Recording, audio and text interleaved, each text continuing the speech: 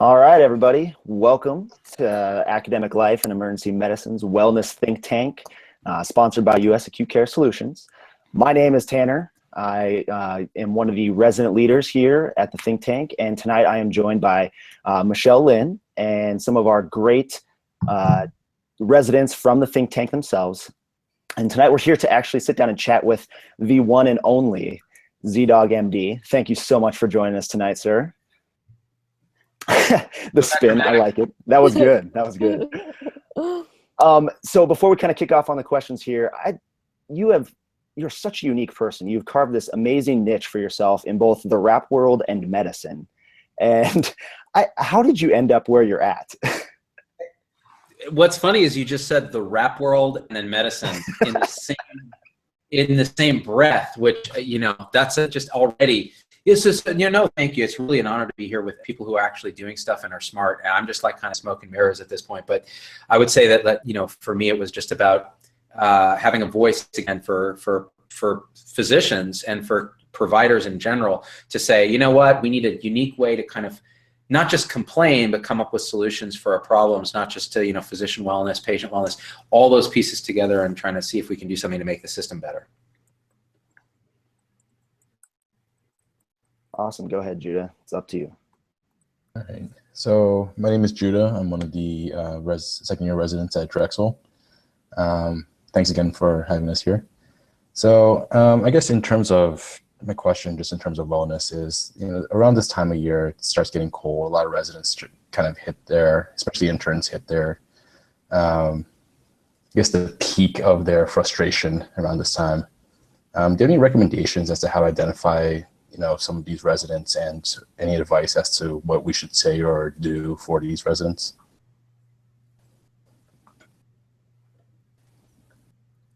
Who's the question to? It was mainly for you. Yeah. I was hoping someone else would answer because I'm like, man, you guys are screwed. It's cold. You're working hard. You're on call. I got nothing. Good luck with that. No, I mean, I guess I could take a stab at that. I mean, I think you're exactly right. And I think your point to it's getting cold, and not only that, but the light is changing.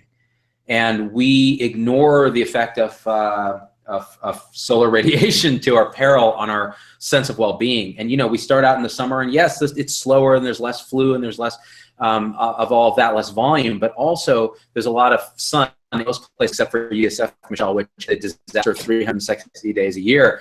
But what I would say is, first of all, being aware that this is a transit time, that people are entering this sort of long, dark night of the soul, especially when they're interns or second-year residents and they're working really hard, and having the feelers open to people's state of mood. And the problem is there's a suck-it-up attitude in medicine where we don't actually admit when we're suffering, or we do it in these weird, oblique, passive-aggressive, roundabout ways, like, I don't know, making jokes on rounds, or just not showing up and taking a mental health day, or there's a million different things that could happen. I think that's a millennial thing, the mental health day.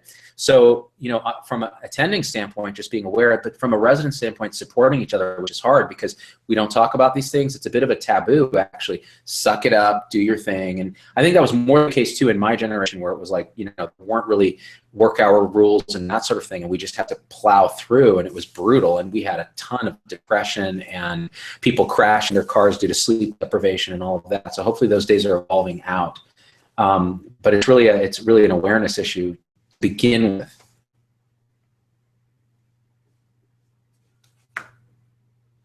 Go ahead, Ellie. Also smoke crack every day, because just mood. Well, that sort of goes along with my question too, is I think we see a lot of burnout and depression in residents, and they're not seeking help until they're at the point of crisis. So sort of what would your thoughts be to address it before they get to that point and to encourage people to seek help?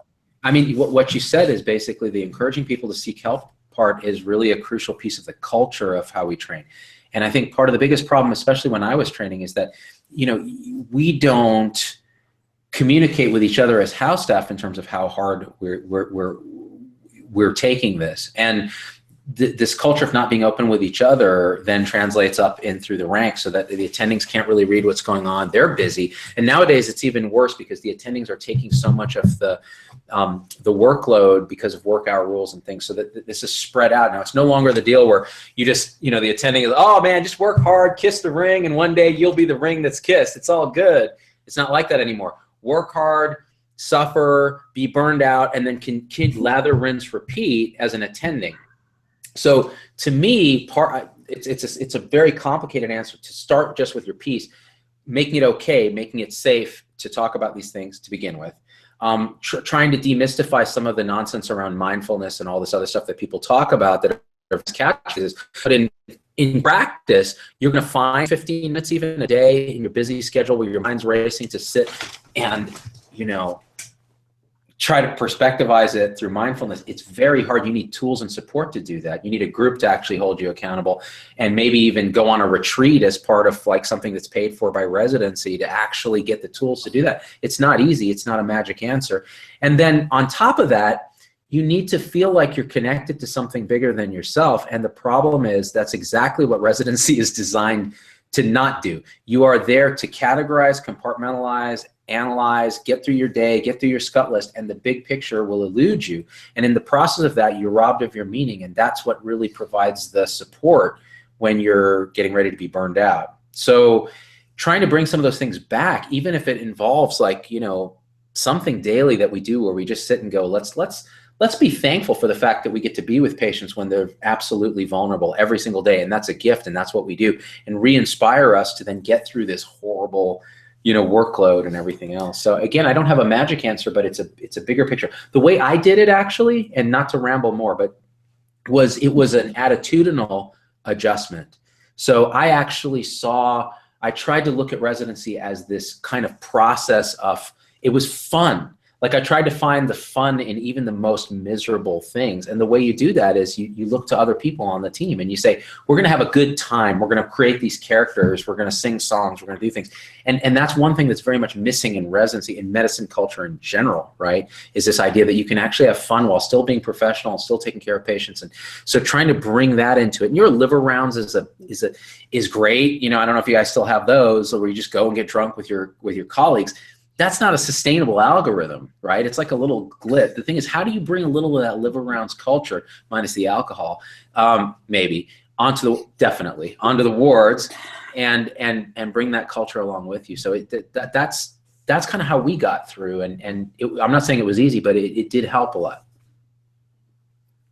I really like what you said about the making it a part of our getting it out there and talking about it.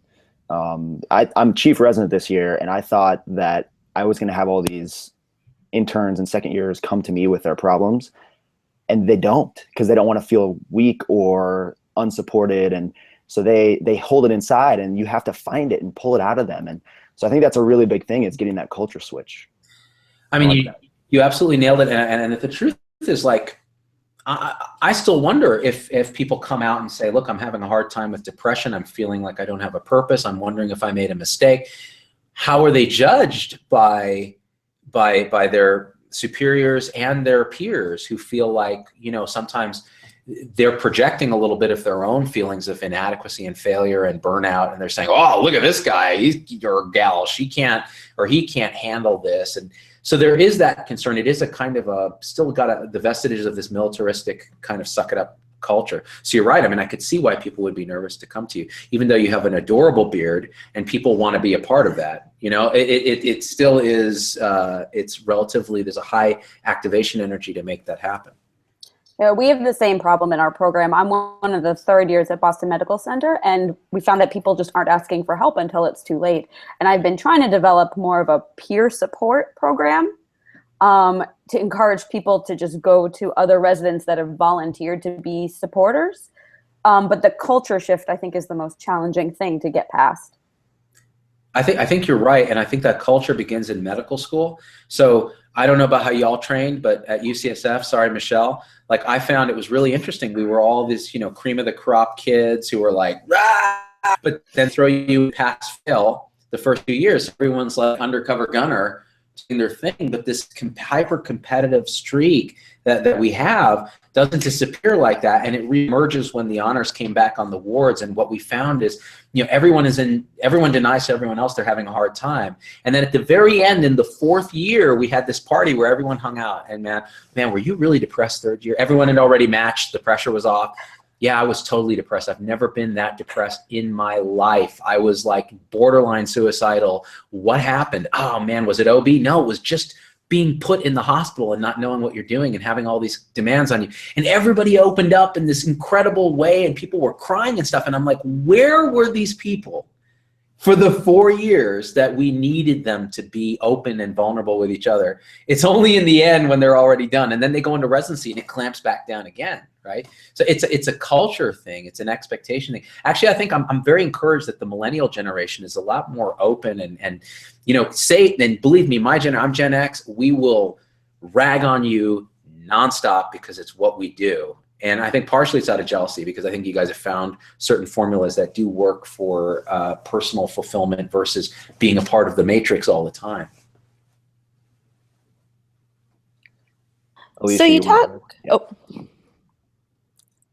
So you talk a lot about how important this culture shift is, and I think that especially amongst a group like this, there are definitely people who start talking about wanting to affect change. But I think especially as residents, not necessarily as attendings or program directors, what are things that you think we can do to try to change the culture of medicine, whether it's even starting within our programs?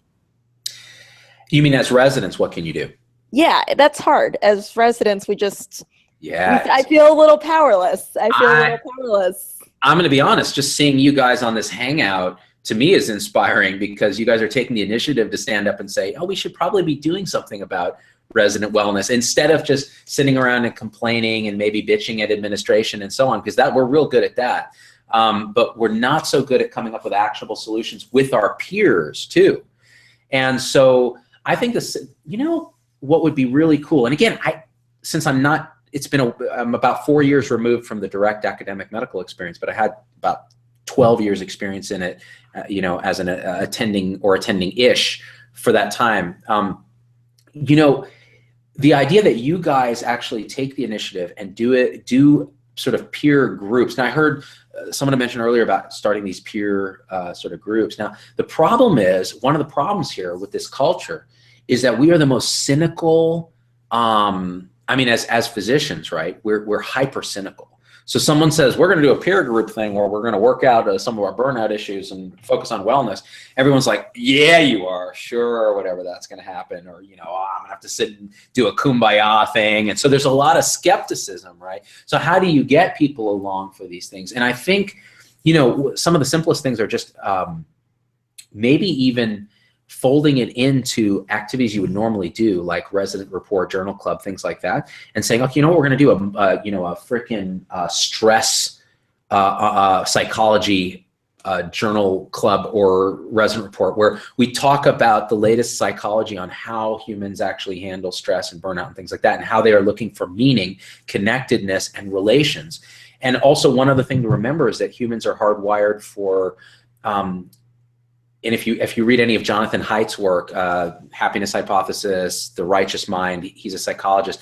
His conclusion is that we're really hypersocial creatures wired for relational hierarchies. So in other words, we care what our peers and other people think of us, and our standing in that social group, since we're not related by genetics, it's more a group dynamic, is a life or death scenario for us. So understanding that in resident groups, where what our peers think, like if we're the slacker who's always dumping patients, right? That is a reputation you don't want to have. If you're the guy who's depressed and can't hack it, that's a reputation, a perception that you don't want. So how do we address that point blank and say, who's having trouble here? And knowing that everybody is on the same page or a similar page, being open and saying that, then creates a group dynamic where it's okay to express those things. You're not going to damage your relations with the group. You're not going to damage your reputation or your social standing. And these are perceptual. I'm not saying they're real things. I'm saying they're perceptual things. And our human brain is wired for that. One quick thing I'll say is part of the reason humans have stage fright, that they feel like, is that an animal over there? Yeah, this is a dog. Sorry, the tail That is absolutely incredible. I thought it was a human waving something at you. Oh, no. This is just a dog in the background. Sorry about that. I love that. Anyway, sorry. So sorry. It's my ADHD. I was like, squirrel. I saw a tail. There's the tail waving in the back. That's what it is. So I was going to say, part of the reason humans have stage fright is that there is a fight or flight response that happens when you get on stage because you actually think you could lose your life. In other words, it's an existential crisis for you because your reputation with the group matters so much in hypersocial human tribes and groups that it is equivalent to being chased after with a knife. You're putting your reputation on the line. And I think it's very similar in creating cultural groups in residency. We're very afraid that we're going to look like that guy. And even though we say we don't care what we think, all the data shows we do. And they've done tests where actually people do care what other people think, even when they deny it, and actually especially when they deny it. So coming up with solutions around that social dynamic in a residency program where the goal is to try to look tough and get through and suck it up and help your friends, it is a huge barrier that we need to try to work on.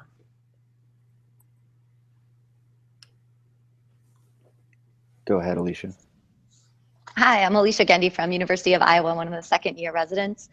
I have a question, like part of, one of the reasons we all get into this is to like help make people feel good, and we feel good doing that. So like, what do you say, or what do you recommend we tell our patients in the emergency department to get their wellness like up to par, and that'll therefore help our wellness? Do you have any like stories or catchphrases that you would use? Yeah, man, I mean, this is a crucial piece, and it gets to, I was just talking to a nurse today who was talking about this idea of compassion fatigue and how we quickly saturate and are unable we get very emotionally detached from our patients. We're trying to make them feel good. And so I want to clarify a couple things. I want to distinguish between empathy and compassion. And they're often conflated, right? But they're really not the same. Empathy is putting yourself in someone else's shoes and feeling their pain and reacting based on that experience. Now, what you're describing about wanting to make patients feel good, I think, if I'm interpreting correct, is our desire through empathy, through feeling, okay, someone's suffering, I feel that, oh, if I were like that, I would want to do this, and you want to make them feel better. Now, the problem with empathy is a couple fold, and there have been articles written on this by psychologists that are kind of pushing the boundaries of this stuff, and they have titles like, the reason empathy is horrible, or, empathy is a bad idea, which immediately, right, we all just go, like, I thought that's why we do what we do. But let me just clarify. So empathy, when you really feel someone else's pain, let's say someone who's addicted to narcotics and they're coming in trying to manipulate you for drugs in the ER, and you just want them to feel better because they're clearly withdrawing, they're suffering, and your first instinct, how do I make them feel better? Well, let me just give them a little bit of Dilaudid, and later it'll be okay, and so on and such. Now, what you're doing is a disservice. And the same goes in the criminal justice system. If you empathize with either the victim or the alleged criminal, you're going to behave in a way that is not necessarily as rational or as compassionate as it might be were you not influenced by this sort of putting yourself in their shoes. So empathy is one thing, and it's very fatiguing, and it makes for bad decisions a lot of times. You need it, particularly with your immediate family, and you need it sometimes when you're about to do a procedure on someone and you realize, man, this is going to hurt, and okay, well, how would I try to minimize the suffering here? But compassion is very different. Compassion is love in the face of suffering. So you first of all have to have enough empathy to recognize suffering, and then have enough of the tools to want the well-being of that patient, to love them enough that you want them to actually get better. And this is a little different than wanting them to feel good. It's more wishing them, as a conscious member of this tribe of humanity, well-being, the best that they can have with the least suffering. And that can be cultivated, that can be actually taught to a degree, and it can be felt viscerally, and it is not fatiguing when you practice it. So Buddhist monks practice a kind of meditation called metta, which is compassion meditation, where they actively wish well on first their friends, then people they barely know, then their enemies as they get good at it. And then when you can love your enemy with unbounded compassion, you can go into the emergency department with the worst, most manipulative drug seeker who's just making everyone's life miserable, and see their suffering as a human being and love them while doing the tough thing, right? Which is doing the right thing medically. And that's the challenge that takes a lot of practice and wisdom, but it also takes some teaching, which I don't think we necessarily provide our house staff, because we say, yeah, be empathic. And then people are burned out and they're building up walls to stop feeling everyone's pain, because it's overwhelming. My first month on oncology at Stanford, I built a wall around myself that it took years to undo, because seeing young people die of cancer and suffering and seeing their families, I couldn't feel that without becoming incapacitated. The first time I became incapacitated, I felt totally weak. And I felt like my reputation was on the line, all those things I was talking about, and I built a wall and I stopped feeling it, right? So that's not the way to survive, right? The way to survive is to translate that into compassion. It's very hard to do, but I think that's part of it. And that was a very long answer to your very simple question. I apologize. Kind of playing off your kind of personal story there, how did you break down those walls? I know you said it took years, but what did you do to break down those walls? I mean, for me, and you know, the reason I'm again really honored that you asked me to come talk about this is that I was the perpetrator of a lot of this problem for a lot of my career. I mean, as an attending physician, as a resident, the way that I coped with empathy fatigue and this sort of kind of burnout, if you will, was to use humor as a coping mechanism, but not as a very advanced coping mechanism, as a mechanism to build a wall. So if you are trying, okay, if you're deep down feeling like unconnected, not part of a higher purpose in all of this. And I'm not talking about religious higher purpose, although some people have that. I'm talking about just a sense of what is the reason I'm here. And that can disappear very fast in residency, because you're so overwhelmed and you're like, oh man, there's a rectal in 5 and there's a trauma coming in 6, and and this stupid medicine intern won't just take the patient. And it's melting your brain. Like, those higher purposes are rapidly washed away. So I used humor as a very negative coping mechanism, and I started winning teaching awards because I did that. So the house staff loved it, because what I would do is I'd build a wall around us using humor. Blame this guy, make fun of the patient, make fun of the other attending, make fun of the consultant, make fun of the emergency department, make fun of the hospitalist. It doesn't matter. It's like Trump. Whoever's not there, you just badmouth them. And then when they're in the room, they're your best friend. And so that kind of way of approaching the world was my coping mechanism for a long time as an attending, and it worked great. The problem was I started to feel soul was gone, and when someone asked me, are you happy doing what you're doing, I had to think about it until I thought about it, and I'm like, no, I'm absolutely not. Like, this is not who I am. This is not what, when I was young, I used humor to break down walls, to put myself at ease in social situations that were awkward, to make people feel better in tense situations. That's what I did in medical school. By the time I was done with residency, I was using it for evil. And so once I recognized that, and it happened midway through my career as an attending, that was actually when I started making videos as my way of reclaiming humor as a way to actually try to affect some degree of positivity. And it took a while to see it actually bear fruit, but that was my, and I think it was subconscious at the time. I felt like I just want to be myself for a change. And myself was using humor for this vehicle. So that's why it took so long. And then what I found is once I started making the videos and I started thinking more globally about purpose and fulfillment and reading books about philosophy and stuff and trying to get educated on what does it mean to be a human being, instead of just it's reductionism, it's atoms and all of this, that's when I would go into a patient's room and get emotional, like finally feel what was going on, right, in a visceral way. And that allowed me to be a much better doctor. Does it allow you to see 40 patients a day? No. So it takes more time. So that's why part of the reason I quit, moved to Vegas, and tried to start a clinic where we had more time with patients to give people the tools to do that. And there's no magic answer, and economically it's hard and it's always touch and go, but that was my story. Very cool. Thank you so much for sharing that. That's what I tell my parole officer anyways. I don't know, the whole story is longer. Theresa, you're up. Hi, I'm Theresa. I'm one of the second years from Albert Einstein Medical Center in Philly. So I know you were talking about moving out to Vegas and kind of starting all over. I know it seems like one of the main things that leads to physician burnout is just a lot of the frustrations of healthcare. I know you kind of, with Tony Hsiao, had set up this turntable health model, kind of where you personalize how you guys want to develop healthcare. Can you kind of tell us about that and how we can kind of incorporate that into like the emergency medicine aspect of things? Yeah, absolutely. And what I find is, emergency medicine docs are probably my closest kindred spirit in terms of personality and sort of aptitude and connection and stuff, which is weird because I became a hospitalist and they are the most boring people in the world. So I just want to give a shout out to the emergency guys, and I'm not just kissing your butts. I say this to hospitalists all the time. I'm like, you guys need to have more fun. So that being said, what we ended up doing is we said, okay, look, when I left Stanford and the Bay Area to come here, I was given sort of a slate to say, okay, I will give you a very small investment where you have to come up with some kind of business that's going to make healthcare better, whatever it is. Maybe you're just making videos, whatever it was. But what I found is the more I started thinking about health policy and the structure of what was wrong, because when you're in the matrix, when you're there plugged into the hospital, it is very hard to see that it's all zeros and ones. It's very hard to see the bigger picture. You're just trying to get through your day. And it's also true that someone told me once, it's very hard to believe, let's just say this, when your livelihood depends on believing the truths of a system, it is almost impossible to believe a competing truth.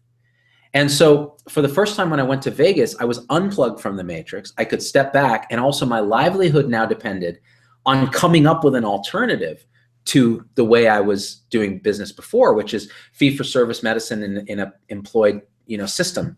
And so what we looked at was, we said, well, what's fixed, what's broken? I read The Innovator's Prescription by Clayton Christensen, which is a great book, Harvard Business School guy with a couple of docs, trying to figure out from a business model what's going on with healthcare. And he has some interesting ideas. And then just talking to as many people as I could. And the nice thing about knowing Tony Hsiao is that you have access to all these thought leaders.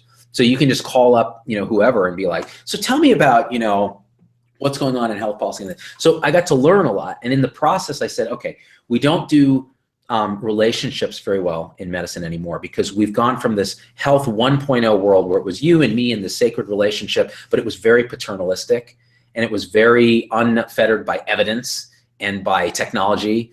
And it was just a doctor and a patient in this thing. Now, as medicine grew, as patients now have access to information through Dr. Google, as business requirements started to say, look, who are these doctors? They're costing a fortune. The quality isn't that good. They get to do whatever they want. They self-police. They bill insurance and insurance pays. This isn't sustainable. So in response to that, we have this health 2.0 system that we're all in now. And that was the system that actually burned me out, because I signed up thinking I was doing my dad's medicine 1.0. And in practice, I was an employed physician in a corporate environment where there were RVUs and click boxes in an EHR. And I was on call the night Epic went live in our institution. And it just went from this sort of write a note that's a narrative about the patient to click a ton of boilerplate boxes. And it's basically a cut and paste ransom note. And it had devalued the relationship. So now we're commodities, and the model has gone from this sort of patriarchal guild to an assembly line commodity model, where both the patient and the doctors are just going through the motions, giving each other information, and then leaving to the patient to decide. They go to Dr. Google, find out Jenny McCarthy says something that agrees with their intuition. Next thing you know, they're not vaccinating, right? So this is that you like an assembly line and dehumanize it was not working. So with Turntable Health, we said, okay, we want to rehumanize medicine. We want to create something called Health 3.0, which takes the sacred relationship from one and brings it back, but it makes it more of a partnership. The doctor still has a lot of information, knowledge, and expertise the patient doesn't have, but the patient does too, that the doctor doesn't have, and they work in partnership in an interpretive relationship where he or she knows, has the time and the skills and the training to get her hopes, dreams, and fears figured out, and she holds him accountable to be the shepherd through the care. And in return, they're paid on actual outcomes. Did we improve hypertension? Did we improve depression? Did we get people to lose weight? Did these things actually happen? Did we prevent diabetes? And those are hard metrics to measure, but we need to work on measuring them, because when you're paid to do the right thing, you will figure out ways to do it. And 9 out of 10 times it involves spending more time like this. Now, so at Turntable Health, we get paid a flat fee per patient, but then we also get a bonus if we actually get outcomes that work. And it's not your typical Press Ganey patient satisfaction and click this box because you gave them lisinopril for heart failure. No. It's actually outcomes that matter to individual patients. So we work in a team, we take care of each other, we support each other, we listen to each other. When one of us is burned out, we try to figure out why. We're constantly into process improvement, but in the end of the day, it's about spending the time, getting to know the patient, and then giving them the tools and the accountability. So a health coach may text a patient and say, how's that diet going? Or did you pick up the metformin that we were talking about? Or are you coming to the yoga and meditation class that your behavioral health social worker who's on our team is doing? These kind of things that make people feel like they're connected and people are caring about them. So how do you bring that into the emergency department? And when you got a ton of people, first of all, if the emergency department is part of a spectrum, a continuum of care, where the engine of primary care is something like us, I'm not saying us particularly, but this kind of team-based, preventative, holistic 3.0 model, if you have that, which by the way, in a 3.0 model, you're evidence empowered, but you're not evidence enslaved.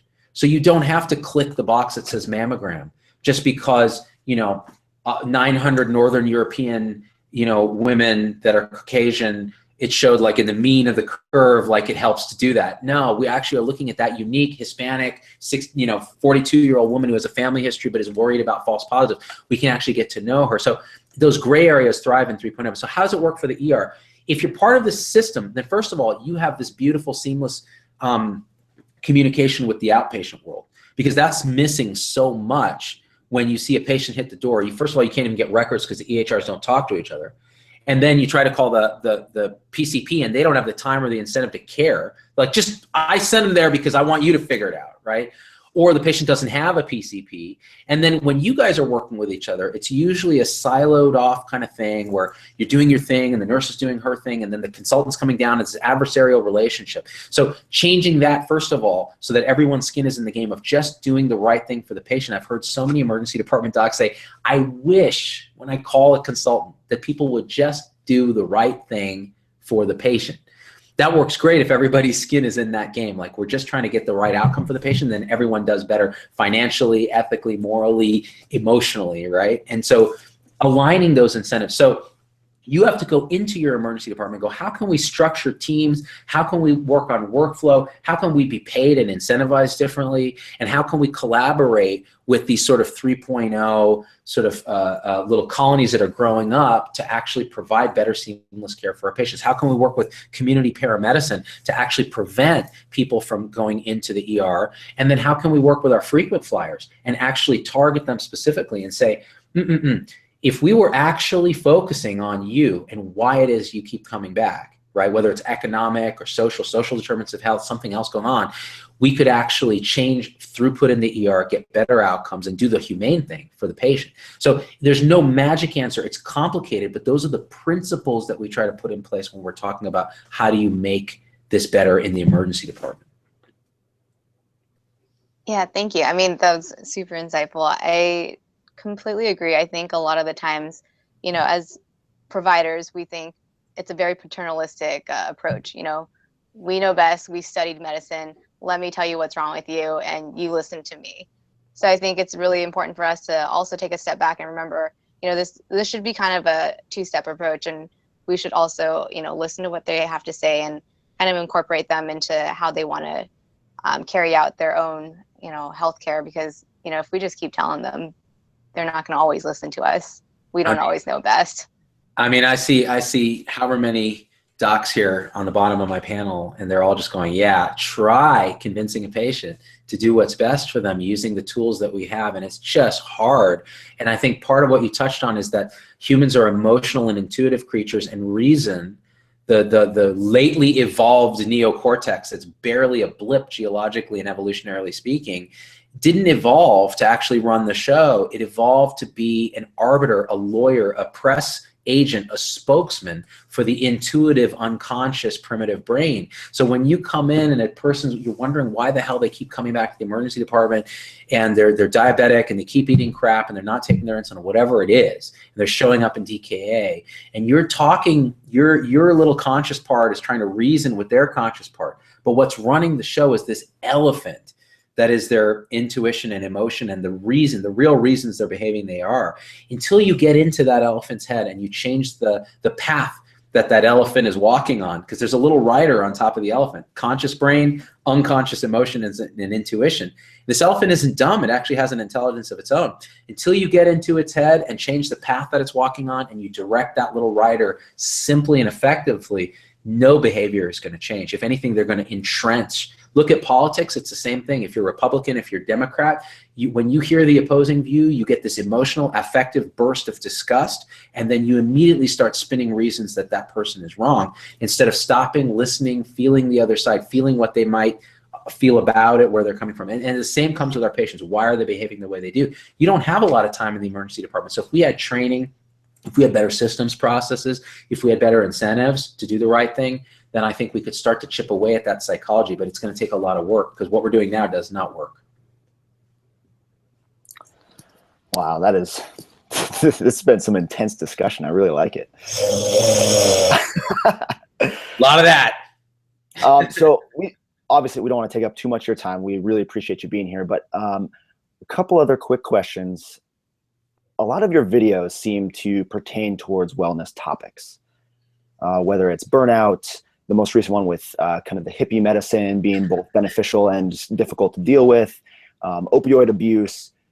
Where do you get your inspiration for this? Is this just like one of your things, or is it fed to you? Like, how do you get this? So, it's funny. I got, Weird Al once, who's my idol, by the way, once said that, he gets like 1,000 letters a day asking him to do different parodies.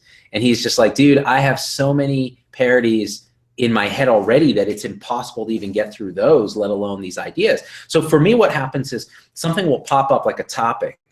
It depends. So sometimes there'll be a song I'll hear, like, The Weeknd, Can't Feel My Face. Like, it writes itself. It's about stroke, right? He can't feel his face, and so then I think, oh, what's the simplest solution to this problem? I can't feel my face, my tongue won't move. Am I stroking? Am I stroking? Oh, and it just starts to write. And then I come up with a spreadsheet. I take the original lyrics, the new lyrics. I'll make a bullet list of points I want to get across from the educational stay. And then we go with it. Sometimes someone just throws me an idea. Oh, it's beginning to look a lot like sepsis, for example. An emergency department doctor on Twitter tweeted that at me. Oh, that would be funny if ZDogg did that. And I looked at the tweet and I was like, oh my God, that's brilliant. Like, why didn't I'm an idiot. And then I go back to the song and I go, this is it, It's beginning to look a lot like sepsis when the BP's low. Heart is racing and brain is dim. Send a lactate on ice and then play central lines because Santa's dying without Van Coat. You get the idea. So the idea was then that little spark of idea from a doctor then triggers me to go and do the work and then make it happen. And so it's all these different inspirations. And the truth is, a lot of it just comes from 10 years of being on the wards, like living the life and then spitting it out. That's why I think, it's very hard to do something like this unless you've been in the trenches, you're part of the tribe of medicine, and you do it. And even though I've cut a lot of my clinical hours out now, that experience has allowed me now to be a little more of a voice for the people in the trenches that are suffering. So there's the patient PSAs, but there's also the stuff that's satirical about healthcare, where we're trying to make a difference in how we behave in the healthcare system. So hopefully, I need as much help as I can get. That's what I'm saying. Help me. Help me. Can I just say that you totally made my whole week, because I was hoping ZDogg would sing to us. Ideally, a little bit of rapping, but and it's got some seasonal relevance to it. It's just A+. But the thing that resonates with me the most, ZDogg, is first of all, thanks for so much for doing this. And I don't say too often that people are inspirational, but this is truly inspirational what you're doing from a healthcare standpoint. But not only that, a lot of what we do in the emergency department, we just stick a Band-Aid on it. We fix what is already way past broken. And it's really not the right way to do things, right? You kind of have to step back, at least in my educational realm, and this wellness, trying to fix the wellness realm, is maybe we should step back, not just saying, hey, we should host a little party that day, or we should have liver rounds. Like, going back, and should we potentially try to blow up everything that we know about education and think about, if we had to do it all over, how would we design something that actually fits how the millennials think, how they work, all the psychosocial dynamics of becoming a physician. And so, you bring a lot of very cool, interesting insights into what we could potentially do in the future, at least in the education realm. So thanks for doing this. I mean, Michelle, if anyone's going to actually make it happen, If anyone is going to make it happen, it's going to be you, because you think about this stuff, you care about it. And so it's going to take that kind of thinking to change things. And I'm glad you're working on it, because I'll tell you otherwise, it's game over. Not me. Yeah, you, I'm looking at you. Oh, damn it. Now it's you. And you know, the thing is, I think the idea about fun is a crucial piece that's missing from healthcare all over the place. Look, guys, listen to me carefully right now. I go around the country speaking, performing, doing stuff, talking about Health 3.0, the kind of stuff we're talking about now. People come away and they're like, that was the best talk I've ever seen. And then I realize why that is. It's not because I'm good. It's because the bar for having fun at a talk in healthcare it's microscopic. It's in the ground. You just have to show up. And so that is appalling to me, that we should all be stepping up and having fun and doing as much as we can. Because, you know, you guys remember your class plays in medical school, and I mean, those were funny as hell, right? And then that gets beaten out of us. So let's bring some of that fun back and just make it just part of culture, part of education, and just change the dynamic totally. Or gets you arrested. Either way, it's interesting. Awesome. I think that's pretty close to our time here. Again, thank you so much for doing this. Do you have any other last minute things you want to bring up about wellness, or maybe your personal wellness goals or something like that you want to kind of close us out with? Yeah, one thing I'm going to say, okay, look, I'm a pretty skeptical dude. I'm a science-based guy. I love to harsh on anti-vaxxers. I will take a crap on pseudoscience any day of the week. This meditation thing is legit. And so I'm just going to say this because it took me leaving my type A job and moving to the desert where it's a blank slate and there's this weird stark emptiness to discover this thing like, oh, wait a minute. Like all this noise in my head is not actually who I am. Who I am is the awareness in which all this noise arises. And the minute you realize that, in any situation, you can be in the middle of a trauma and feces is flying everywhere, and you know there's a Foley in your face, and I'm just saying, I like the Foleys in my face. The stuff's going crazy. You can step back in your mind and be the witness of everything in a non-judgmental, open, and calm way that will refocus you, especially in the emergency department where it's just chaos. And if you get caught up in your monkey mind, it's very hard to get your job done. So practice this. It's the simplest thing. There's nutrition and diet we can talk about another time, but if you just spend even just 5 minutes seriously going through this, you know what, we're nerds, read about the theory behind it, read some books about it, because what it'll do is it'll frame your thinking when you do it where it makes more sense. It's not just you sitting there focusing on your breath. Why would you do that? Like, who cares about your breath, right?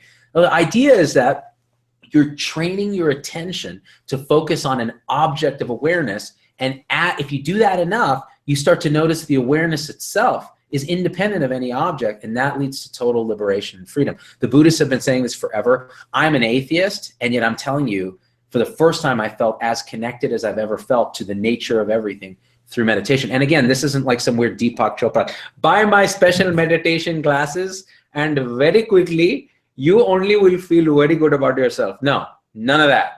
I'm just saying, just try it out. And millennials are innately better at this, I found. They're like savants at meditation. So keep it up, keep working. It's a practice for a reason.